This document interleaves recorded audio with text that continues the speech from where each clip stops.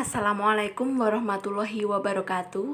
Perkenalkan, kami dari kelompok 1 ingin mempresentasikan tentang lembaga perbankan syariah. Dan di sini saya akan memperkenalkan anggota kelompok kami, yaitu yang pertama Destia Ayu, yang kedua Dina Chandra, dan yang ketiga Fahad Anca. Sebelumnya saya akan menjelaskan pengertian lembaga perbankan syariah. Bank syariah merupakan bank yang memiliki ciri khusus dalam operasionalnya dengan menerapkan prinsip syariah dalam berbagai keuntungan dan kerugian, baik dalam menghimpun dana dan pembiayaan maupun dalam produk jasa. Selanjutnya saya akan menjelaskan fungsi bank syariah. Fungsi utama bank syariah yaitu ada 3. Yang pertama, menghimpun dana masyarakat. Bank syariah mengumpulkan atau menghimpun dana dari masyarakat. Yang kedua, penyalur dana kepada masyarakat, menyalurkan dana kepada masyarakat yang membutuhkan. Dan yang ketiga atau yang terakhir yaitu pelayanan jasa bank. Pelayanan jasa bank syariah ini diberikan dalam rangka memenuhi kebutuhan masyarakat dalam menjalankan aktivitasnya. Yang selanjutnya ada tujuan perbankan syariah. Yang pertama, mengarahkan kegiatan ekonomi umat untuk bermuamalah secara islami agar terhindar dari praktek riba. Yang kedua, menjalankan bisnis dan aktivitas perdagangan yang berbasis pada perolehan keuntungan yang sah menurut Islam. Yang ketiga, menghindari bunga bank yang dilaksanakan pada bank konvensional. Yang keempat, mendidik dan membimbing masyarakat untuk berpikir secara ekonomis, berperilaku bisnis dalam meningkatkan kualitas hidup mereka. Yang kelima, menghindari al-iktinas, yaitu menahan uang atau dana dan membiarkannya menganggur dan tidak berputar. Yang keenam, untuk membantu menanggulangi masalah kemiskinan yang pada umumnya merupakan program utama dari negara-negara yang sedang berkembang. Yang ketujuh, untuk menciptakan suatu keadilan di bidang ekonomi dengan jalan meratakan pendapatan melalui kegiatan investasi.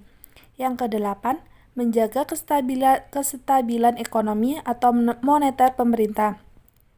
Yang kesembilan, berusaha membuktikan bahwa konsep perbankan Islam menurut syariah Islam dapat beroperasi, tumbuh, dan berkembang melebihi bank-bank dengan sistem lainnya.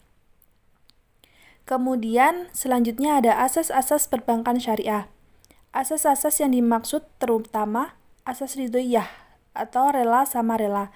Yang dimaksud asas ridhoiyah ialah bahwa transaksi ekonomi Islam dalam bentuk apapun yang dilakukan perbankan dengan pihak lain terutama nasabah harus didasarkan atas prinsip rela sama rela yang hakiki. Kemudian ada asas manfaat.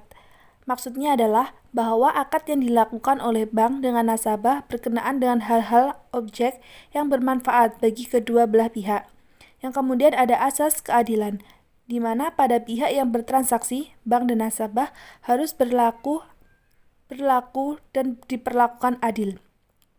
Yang selanjutnya ada asas saling menguntungkan. Setiap akad yang dilakukan oleh para pihak harus bersifat memberi keuntungan bagi mereka. Yang selanjutnya adalah selain asas-asas tersebut ada beberapa hal lain yang harus diperhatikan dalam suatu akad, yaitu 1. Akad yang dilakukan para pihak dalam kurung bank dan nasabah bersifat mengikat. Yang kedua, para pihak yang melakukan akad harus memiliki itikat baik. Asas ini sangat penting diperhatikan dan akan turut menentukan kelangsungan dari pelaksanaan akad itu sendiri.